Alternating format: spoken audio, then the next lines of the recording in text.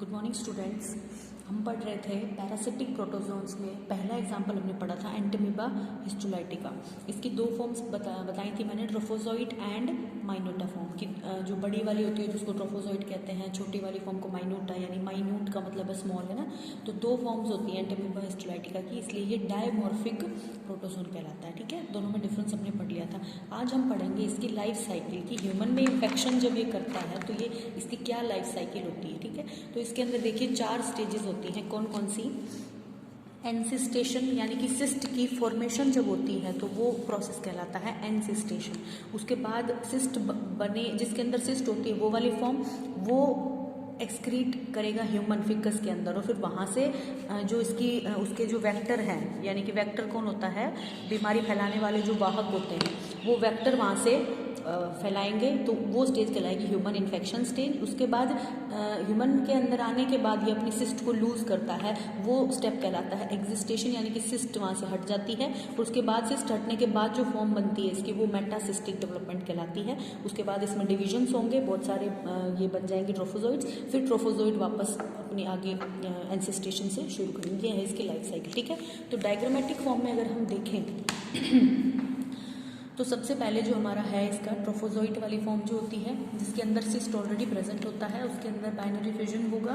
उसके बाद और इसकी प्रीसिस्टिक फॉर्म कहलाएगी। फिर उसमें न्यूक्लियस के अंदर डिविजन्स होते रहेंगे। पहली वाली फॉर्म कहलाएगी बाई न्यूक्लिएट फॉर्म, यानी कि उसके अंदर 2 न्यूक्लियस होते हैं। बाई न्यूक्लिएट के बाद इसमें और डिविजन्स होंगे तो अगली फॉर्म होगी क्वाड्री न्यूक्लिएट, यानी कि 4 न्यूक्लियस उसके अंदर होंगे। तो 2 न्यूक्लियस, उसके बाद 4 होने के बाद यहाँ पे ये स्टेज आती है ह्यूमन इन्फेक्शन। ठीक है, तो एनसिस्टेशन यानी कि सिस्ट बनी हुई है इसके ऊपर। फिर ह्यूमन जो है अपनी बॉडी से फिकस के अंदर, यानी कि हमारा जो सॉलिड वेस्ट होता है उसके अंदर इसको रिलीज करेगा। सॉलिड वेस्ट के अंदर इसको रिलीज करेगा, वो स्टेज कहलाएगी ह्यूमन इन्फेक्शन स्टेज। जब ह्यूमन इन्फेक्शन स्टेज में एक चीज़ आती है, जो इसके वेक्टर होंगे, यानी कि इसके वेक्टर कौन होंगे, मेनली होते हैं जितनी भी हाउस फ्लाइज होती हैं, कॉकरोचेज होते हैं, इंसेक्ट्स होते हैं, जो ह्यूमन फिकस के ऊपर अपना फूड लेते हैं, यानी कि इस मोड ऑफ न्यूट्रिशन को कहा जाता है कोप्रोफेगस मोड ऑफ न्यूट्रिशन। देखो, कोप्रोफेगस का मतलब है एनिमल जो कि फीड करता है दूसरे एनिमल के एक्सक्रीटा के ऊपर। ठीक है, तो कोप्रोफेगस हैबिटेट क्या होता है कि कोई एनिमल जब फीड करता है दूसरे एनिमल के एक्सक्रीटा के ऊपर, तो वो न्यूट्रिशन कहलाता है कोप्रोफेगस न्यूट्रिशन। अब हाउस फ्लाई जो होती है वो बैठती है ह्यूमन के एक्सक्रीटा के ऊपर। वहाँ से अगर कोई इन्फेक्टेड जो ह्यूमन है उसका अगर एक्सक्रीटा है तो उसके अंदर ये वाली फॉर्म क्वाड्री न्यूक्लिएट सिस्ट वाली फॉर्म पाई जाएगी, किसकी, एंटमीबा की। फिर वहाँ से वो जो हाउस फ्लाई है वो उसको कैरी करेगी अदर ह्यूमन के फूड स्टफ के ऊपर, और फिर वहाँ से ऐसे करके बीमारी फैलती है। तो लाइफ स्टाइल, हम जो इसकी लाइफ साइकिल पढ़ रहे हैं कि पहले तो एनसिस्टेशन होगा, उसके बाद ह्यूमन का इन्फेक्शन फैलेगा। इन्फेक्शन यानी कि दूसरे ह्यूमन के अंदर जब ये चला जाता है तो इसके अंदर स्टेज आती है एग्जिस्टेशन, यानी कि एक्सिस्ट, यानी कि सिस्ट जो है ये छोड़ देती है। तो ये जो बॉडी है ये सिस्ट को छोड़ करके इसके अंदर एक्सिस्टमेंट हो जाएगा, और सिस्ट हटने के बाद जो स्टेज आती है वो इसकी कहलाती है मेटासिस्टिक अमीबा, यानी कि एंटमीबा का ही मेटासिस्टिक फॉर्म जो कहलाती है। फिर उसके अंदर डिविजन्स होते हैं और वो अलग अलग ट्रोफोजोइड के अंदर डिवाइड हो जाती है। फिर ट्रोफोजोइड के अंदर सिस्ट प्रेजेंट होती है। तो इसके अंदर देखिए 4 स्टेप्स होते हैं। एनसिस्टेशन, ह्यूमन इन्फेक्शन, यानी कि इसकी एपिडेमियोलॉजी के बारे में मैंने बताए थे कि the study of spread of the disease is known as epidemiology. उसके बाद ह्यूमन बॉडी में आने के बाद इसके अंदर होता है एग्जिस्टेशन।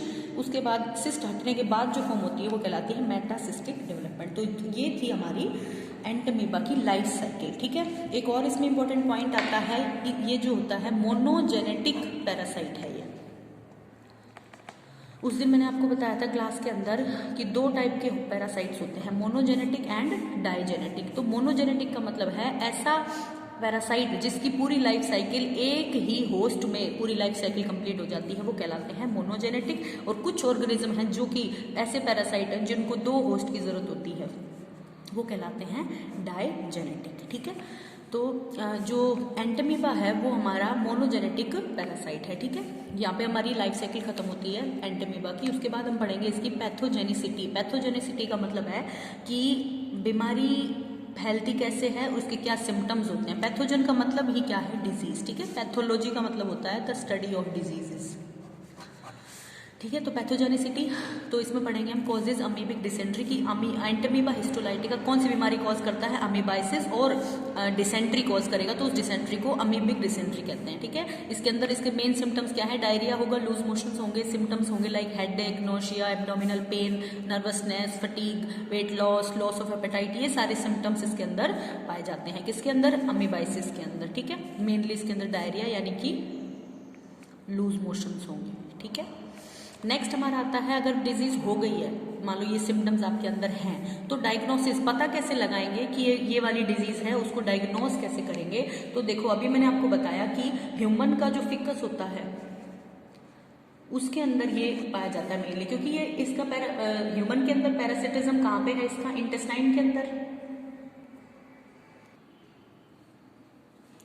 डायग्नोसिस यानी कि हम ये कैसे पता लगाएंगे कि डिजीज है कि नहीं। तो सबसे पहले डिजीज का पता लगाने के लिए medical examination of the stool यानी कि जो ह्यूमन का फिकस है, हमारा सॉलिड एक्सक्रीटा जो है उसका टेस्ट किया जाता है, जिसको स्टूल टेस्ट कहते हैं। उसके अंदर अगर इसके ट्रोफोजोइड की फॉर्म्स पाई गई, स्टोन शेप्ड क्रिस्टल अगर पाए गए, जिनको ये चारकोट लेडन क्रिस्टल्स कहा जाता है, अगर वो पाई गई यानी कि ट्रोफोजोइड्स अगर पाए गए, है ना, इसकी शुरुआत वाली जो फॉर्म है वो अगर पाई गई, तो इससे पता लगता है कि इंडिकेट देयर इन्फेक्शन की अमीबाइसिस का ही इन्फेक्शन हुआ है, ठीक है। तो जब भी आपको ऐसे सिम्टम्स आए, तो जब आप अपना टेस्ट कराएंगे तो ब्लड टेस्ट कराने की बजाय आप, अगर आपको डायरिया है तो अपना स्टूल टेस्ट कराइए, जिससे कि एंटमीबा हिस्टोलाइटिका का इन्फेक्शन का डायग्नोसिस हो सकता है, ठीक है।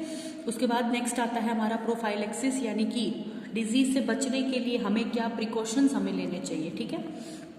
तो बताइए ऐसी चीज़ें जो फैलती हैं फिकस से, तो उसके लिए हमें सबसे ज़रूरी है कि सैनिटेशन, यानी हमें क्लीनलीनेस का बहुत ज़्यादा ध्यान रखना चाहिए। तो सबसे पहले है proper sanitary disposal of human ficus, कि ह्यूमन फिकस का प्रॉपर डिस्पोजल हो, इधर उधर ना फैले, ताकि दूसरों को भी डिजीज़ ना फैले। वॉशिंग ऑफ हैंड्स, खाने से पहले हाथ धोएं, और फिंगर नेल्स का रेगुलर कटिंग करें, और फ्रूट्स और वेजिटेबल्स को खाने से पहले वॉश ज़रूर किया जाए, क्योंकि जो अभी मैंने बताया था वेक्टर जो होते हैं, जो फ्लाइज, हाउस फ्लाइज, कॉकरोचेस वगैरह जो हैं, जो कि ह्यूमन फिकस पे बैठ के वहाँ से इन्फेक्शन लेंगे और दूसरे फ्रूट्स और वेजिटेबल पे बैठेंगे, और फिर वेजिटेबल को अगर हम कंज्यूम करते हैं तो ऐसे डिजीज इजीली फैल सकती है।